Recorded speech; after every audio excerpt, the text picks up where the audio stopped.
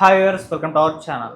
Delhi liquor scam Jaganmohan Reddy గారికి మెడకు చుట్టుకోబోతుందని అంటున్నారు. ఈ ఇష్యూలో కూడా ఆయన అరెస్ట్ అయ్యే అవకాశం ఉందని కూడా చెప్తున్నారు. విజయసాయి రెడ్డి గారే జగన్మోహన్ రెడ్డి గారి ఇందులో ఇరికించే ప్రమాదం ఉంది అని కూడా చాలా మంది అభిప్రాయపడుతున్నారు. అసలు ఏంటి ఢిల్లీ లిక్కర్ స్కామ్, మరి దీంట్లో జగన్మోహన్ రెడ్డి గారు అరెస్ట్ అయ్యే అవకాశాలు ఏమన్నా ఫ్యూచర్లో ఉన్నాయా లేదా? దీని గురించి మాట్లాడడానికి ప్రజెంట్ మనతో పాటు టీడీపీ స్పోక్స్ పర్సన్ సూర్యదేవ లత గారు ఉన్నారు. వారితో ఒకసారి మాట్లాడి తెలుసుకునే ప్రయత్నం చేద్దాం.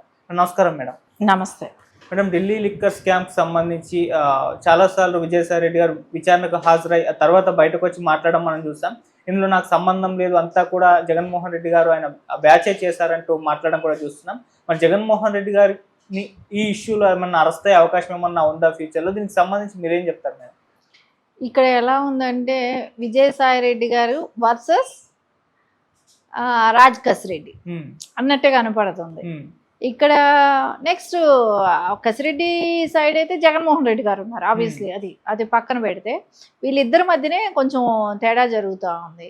సరే, ఆ 2 సిట్టింగులు జరిగే వరకు ఇక్కడే ఉన్నారని, అంటే నేను ఉన్నానని విజయసాయి రెడ్డి గారు చెప్పటం. ఇంకోటి, విజయసాయి రెడ్డి గారు ఇంకొక విషయం కూడా చెప్పడం జరిగింది.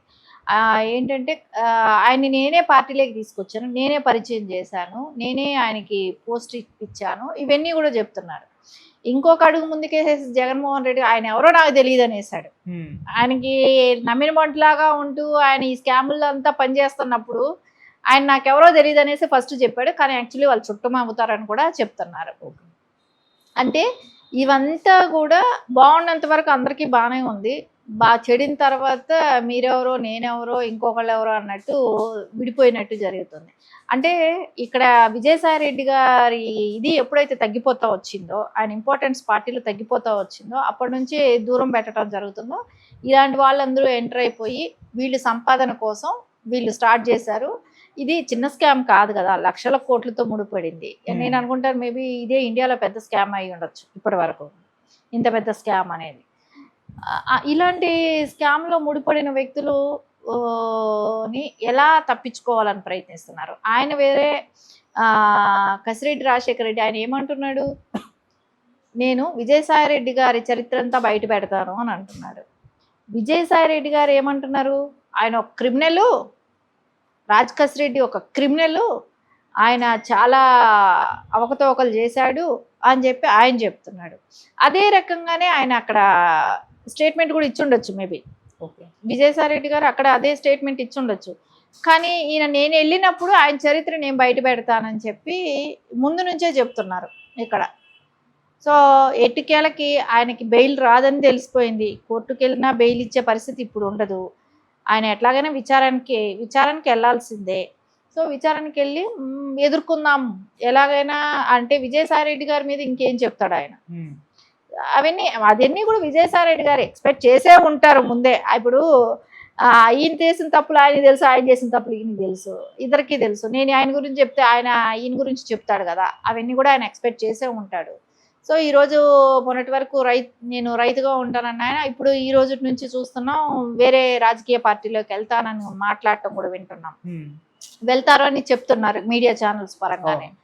సారీ, ఆయనగా దొరికే ప్లాట్ఫామ్ ఏదో, ఏ ప్లాట్ఫామ్లోకి వెళ్తారో తెలీదు. కానీ దీనిలో ఇద్దరు పాత్రలో ఎవరి పాత్ర ఎంత అనేది, సో ఈయన ఓపెన్గా బహిరంగంగా నేను 100 కోట్ల డీలింగ్కి నేను మధ్యవర్తిత్వం వహించాను అనేది ఈయన ఓపెన్గా చెప్పేశాడు. అది కూడా కాకుండా మిథున్ రెడ్డికి 1000 కోట్లు ట్రాన్స్ఫర్ అయిన విషయం కూడా అది ఓపెన్గా తెలుసు. అది కూడా కసిరెడ్డి దగ్గర నుంచి వెళ్ళినట్టుంది. సో ఇవన్నీ కూడా ఎక్కువ కింగ్ పిన్గా అయితే ఇక్కడ కసిరెడ్డి రాజశేఖర రెడ్డి కనపడుతున్నాడు. సో మొత్తం కూడా ఆయన ఒకే ఉచ్చు ఉంది. సో ఆయన ఎవరిని చెప్తాడు? సో ఒక్క జిల్లాలోనే మనం తీసుకుంటే మిథున్ రెడ్డి గారి పేరు బయట వచ్చింది, మిగతా జిల్లాల్లో ఇంకెంతమంది పేరు వస్తుందో ఇవన్నీ చూస్తుంటే దీనికంతా హెడ్ ఎవరు, దీని వెనకాల అంత నడిపించిన వాళ్ళు ఎవరు? సో ఎందుకంటే ఈ లక్షల కోట్లది ఈయన ఒకడే చేయలేడు. సో ఈయన్ని అడ్డం పెట్టి చేయించిన వాళ్ళు ఎవరు? సో ఇవన్నీ కూడా బయట వస్తాయి కదా. సరే, ఒక జిల్లాలో ఉన్నప్పుడు ఎవరెవరికి ఎంతెంత ముడుపులు వెళ్ళాయి, జిల్లాలకి ముడుపులు ఎంతెంత వెళ్ళాయి, ఇవన్నీ కూడా బయట వస్తాయి. ఈ ఫైనల్ అమౌంట్ ఎక్కడికి వెళ్ళింది, ఆ ఫైనల్ అమౌంట్ ఎక్కడ దాచారు, రాష్ట్రాలు దాటిచ్చారా, దేశం దాటిచ్చారా, ఎక్కడికి వెళ్ళింది, ఇవన్నీ కూడా తెలియాల్సింది ఉంది.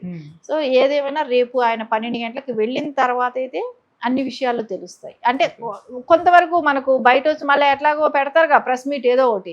సో ఆయన పెట్టినప్పుడు ఎట్లా అనిపిస్తుంది, దాంట్లో ఏదో ఒకటి మనకు కొంచెం హింట్ లాగా ముందే తెలుస్తుంది. ఆయన విజయసాయి రెడ్డి మీద ఏ స్థాయిలో ఆయన విరుచుకుపడ్డాడో, ఆయన ఏం చెప్పాడో అనేది రేపు ఆయన బయట వెళ్ళి వచ్చాక ప్రెస్ మీట్ పెట్టాడు అనుకోండి, అప్పుడు కొంతవరకు ఒక క్లారిటీ వచ్చే అవకాశం ఉంటుంది. ఓకే మేడం, ఇక్కడ టీడీపీఏ విజయసాయి రెడ్డికి మద్దతు తెలిపి, అంటే విజయసాయి రెడ్డిని యూజ్ చేసుకొని జగన్మోహన్ రెడ్డి గారిని నిరికించే ప్రయత్నం చేస్తుంది అని కూడా విమర్శలు అక్కడి నుంచి వైసీపీ నుంచి చేస్తుంది. అంటే గతంలో రఘురామకృష్ణరాజు గారు రెబల్గా మారినప్పుడు టీడీపీ అతనికి మద్దతు తెలిపింది. ఇప్పుడు అదే విధంగా అదే ప్రాసెస్ని ఇటు విజయసాయి రెడ్డి గారి విషయంలో కూడా చేస్తున్నారని చెప్పేసి ఆరోపిస్తున్నారు మేడం. మీరు ఏం సమాధానం చెప్తారు? ఇక్కడ ఒకటే విషయం, విజయసాయి రెడ్డి గారి మూలాన ఇప్పుడు ఇంత పెద్ద స్కామ్ జరిగింది. విజయసాయి రెడ్డి గారి మద్దతు ఏమో అవసరం ఉంటుంది చెప్పండి. ఆయన సపోర్ట్ చేసినా, ఆయన అప్రూవల్గా మారితే ఆయనకి బెటరు. ఎందుకంటే కొంచెం రిలీఫ్ అనేది ఉంటుంది, రిలీవ్ అవుతారు. కానీ టీడీపీకి ఏం లాభం చెప్పండి. సో ఎలాగైనా బయట తీస్తారు కదా.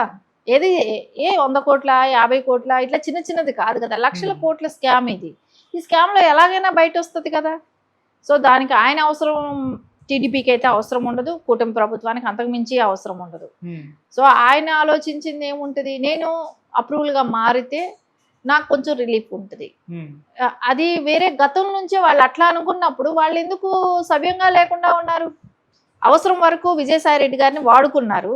అవసరం తీరిపోయిన తర్వాత ఎప్పుడైతే వాళ్ళ అధికారంలోకి వచ్చారో ఆయన్ని పక్కన పెట్టింది వాళ్లే కదా. దానికి కూడా టీడీపీ మీద మాట్లాడడం అనేది హాస్యాస్పదం. అది వాళ్ళు ఏం చేశారో గతంలో అనేది వాళ్ళే మెమరేసుకోవాల్సిందే. ఈ రోజున ఆయన వాళ్ళు వ్యతిరేకించాడంటే దానికి టీడీపీ వాళ్ళ బాధ్యులు, కూటమి ప్రభుత్వం ఆ బాధ్యత. సో ఆ బాధ్యత ఏదీ లేదు, ఆ అవసరమే కూటమి ప్రభుత్వానికి అవసరం లేదు. సో ఏదైతే వీళ్ళు అక్రమంగా దోచిన సొమ్ములు ఏవే ఉన్నాయో అది చిన్న అమౌంట్స్ ఏవి కాదు, కొన్ని లక్షల కోట్లలో ముడిపడి ఉన్నాయి. సో అందుకనే అది ఎట్లాగైనా లెక్కలు చూసినప్పుడు ఎట్లాగైనా ప్రభుత్వానికి తెలిసిపోయిన విషయమే, క్లియర్గా కనపడుతున్న విషయం.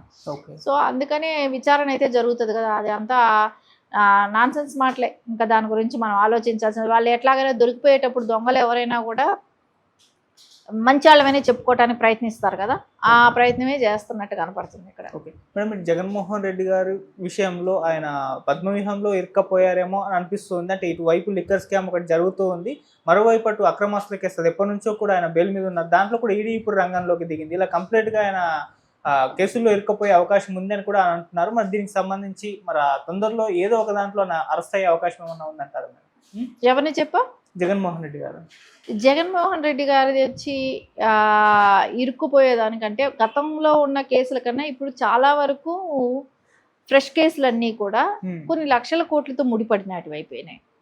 అది 43,000 కోట్లు. కానీ 43,000 కోట్లు అంటే అప్పట్లోనే అది లక్షల కోట్లే అయి ఉంటుంది. ఎందుకంటే గవర్నమెంట్ వాల్యూ వేస్తారు కాబట్టి 43,000 కోట్ల కిందకు వచ్చింది. ఇప్పుడు దానికి మించి అయ్యింది కదా. సో అది రీఓపెన్ అవుతుంది. ఇవి ఉన్నాయి ఖచ్చితంగా. వీటన్నిటి మీద ఇన్వెస్టిగేషన్ జరిగితేనండి ముద్దాయి ఆయననే తెలిసినప్పుడు కరెక్ట్ యాక్షన్ అయితే తీసుకుంటారు కదా. ఇంకోటి బెయిల్ మీద ఉన్న వ్యక్తి, ఆయన బెయిల్ మీద ఉన్నారు. మనం బెయిల్ మీద ఉన్న వ్యక్తి ఎప్పుడైనా బెయిల్ క్యాన్సిల్ అవుతుంది కదా, ఎప్పుడైనా రద్దు అవుతుంది కదా. జగన్మోహన్ రెడ్డి గారు ఆదేశగా బెయిల్ రద్దు అయితే అరెస్ట్ అవ్వాల్సింది ఉంటుంది. సో బెయిల్ రద్దు కాకుండా చూసుకున్నంత వరకు ఆయన సేఫ్గా ఉంటారు. సో రేపు కసిరెడ్డి గారు చెప్పే విషయం బట్టి కొంతవరకు క్లారిటీ వస్తుంది. సో దీని అంతటికీ కూడా జగన్మోహన్ రెడ్డి గారికి తెలియకుండా అయితే జరిగే పనులేవి కాదు ఇవన్నీ. ఆయన కనుసన్నల్లోనే ఆయన వాటా ఆయనకు వస్తూనే జరిగినవే ఇవన్నీ. సో అందుకని ఆయన రేపొద్దున ఆయన కూడా అటెండ్ అవ్వాల్సి వస్తే అటెండ్ అవ్వాల్సిందే కదా. ఒక సీఎం స్థాయిలో ఉండి ఇన్ని లక్షల కోట్లు దోపిడీ జరుగుతుంటే అటెండ్ అవ్వాలిగా, చెప్పాల్సిన అవసరం ఉంది కదా. ఖచ్చితంగా ఆయన అటెండ్ అవ్వాల్సిన అవసరం ఉన్నప్పుడు అటెండ్ అవుతారు కూడా. Okay madam, thank you so much madam. నమస్తే.